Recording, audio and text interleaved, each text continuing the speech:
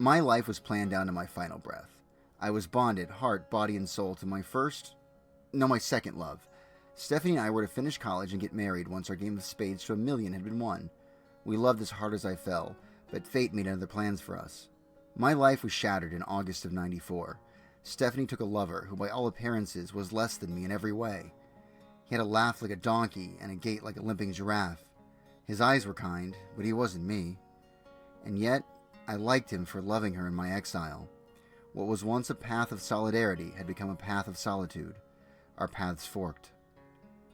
Stephanie's mom, Betty, however, loved me as if I were the son she never had. Betty became the savior of my directionless soul. She would find me wherever I slept. Get in the truck. I need a helper. Gardening was her business, mowing lawns, raking leaves, and trimming bushes. A dog named Bo sat between us.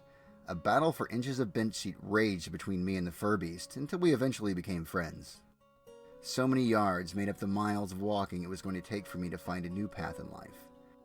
A few of our stops had clients who would come out to greet us. Hi, would you two like to come in for some coffee? Hey, I brought you some lemonade. I could tell you a story about every single one of them, but for now, I will only tell you about one. Her name was Mrs. Walker. The coincidence in her name and my journey was not missed. Mrs. Walker was thin and pale. She wore a colorful scarf on her head. The ring she wore had tape wrapped around its band so it wouldn't fall off her skeletal fingers. Despite her gaunt appearance, she smiled like the sun. And she also never failed to bring myself and Betty cans of soda, ice cold. Every visit to her yard we spoke. Each talk was a piece of the puzzle that was her life. When I met her, she was facing chemotherapy for the second time. She spoke of her first battle, the remission she enjoyed, and the hair that had returned to her head. Dozens of visits painted a picture of her. I found her battle brave. I found her attitude and positivity to be baffling. My attitude was morose and fatalistic, even though all I faced was a breakup. She became a role model to me without knowing it in this life. One day, near the end of '96, when the leaves were falling and the colors of the earth were changing, I went to work in Mrs. Walker's yard and noticed that the window curtains were drawn tight. I knew in an instant, deep in my soul, that she had left this world. I told Betty of my suspicions, and that day we mowed, raked, and swept without the accompanying story or cold drink. The following week, the curtains were open, and I smiled. At least I smiled until a woman came out to greet us. Hi. It was a Ms. Walker, but not the person I was looking forward to seeing. Her daughter then broke the news to us. Ms. Walker's cancer had returned, and she had decided that enough was enough. Her daughter told her that her mom had decided to live without treatment, and thus without the side effects of chemo, for as long as she had left. She fought 2 rounds, and made her peace with the inevitable. I stood there tough, but I did not feel strong. I was crying on the inside. There were tears of sadness she was gone, but also something else. That something else was the strength that I didn't have until that moment. I knew my life would end, but it didn't end when I was dumped. It changed direction and became a story that I hadn't planned. Suddenly, I felt okay about being free.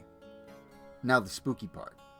That same night, while I was sleeping in a pile of blankets on my sister's apartment floor, I had a lucid dream and was visited by a spirit. A woman with long, shiny hair walked up to me and said, Hi. I replied in kind and stood there trying to figure out why she was being so friendly. She looked at me like I should know her, but I just gazed back at her with a confused look on my face. Oh, you don't recognize me. Maybe this'll help.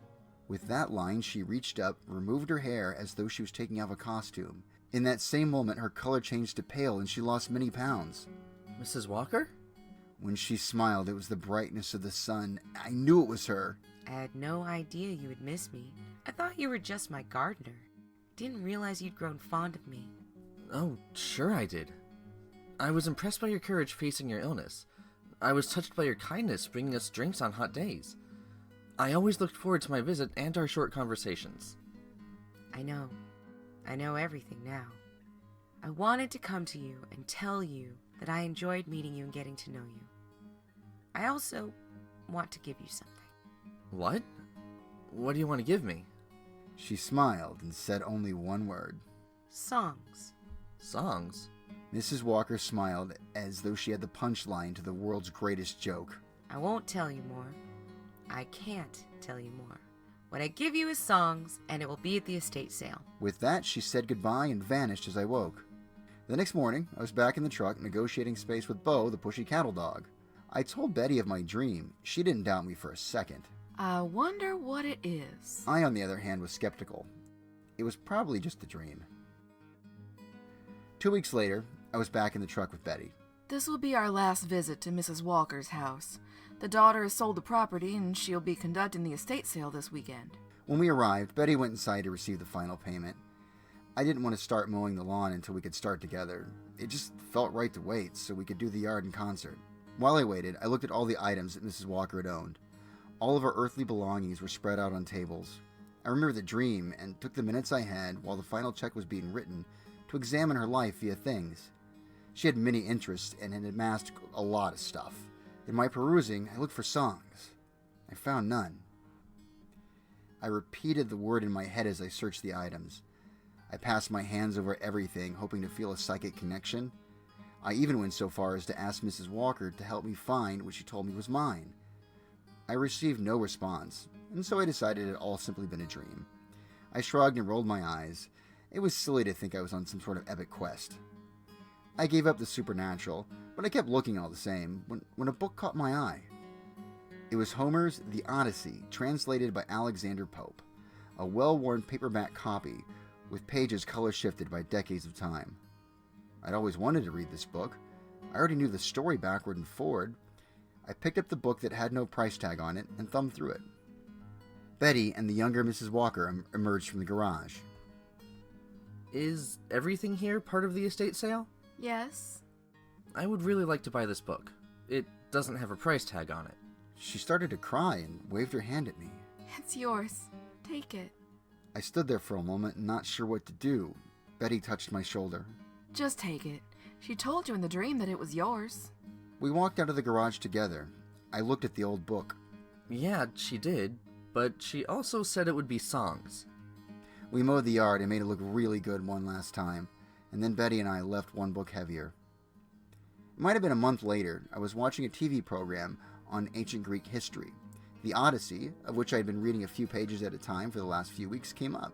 I paid special attention because I was literally reading that particular book. The historian gave the expected review of the story and added a few interesting facts. The telling of epics such as the Iliad and the Odyssey was done verbally, usually from memory. No way could anyone remember every line of this super long book. Such memorization was made possible because the Odyssey was written in poetry first. In the original ancient Greek, the story rhymed, and poetry is much easier to memorize than prose. The historian went on to share the Odyssey was the longest poem in the world, and added one more thing, a thing that would be more interesting to me than any of the facts already shared. Both the Iliad and the Odyssey were referred to as AGhost. In ancient Greek, AGhost is the word for both poem and songs.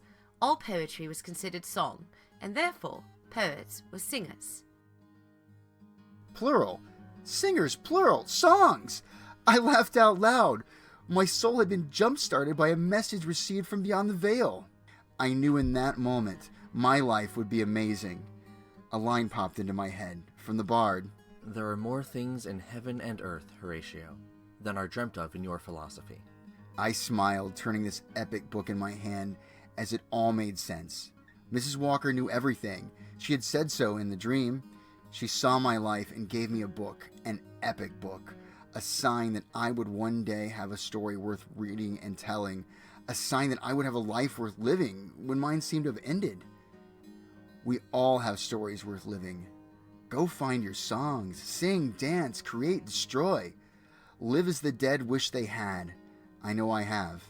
The story of those years is also worth telling, but that, my friends, will be told another day.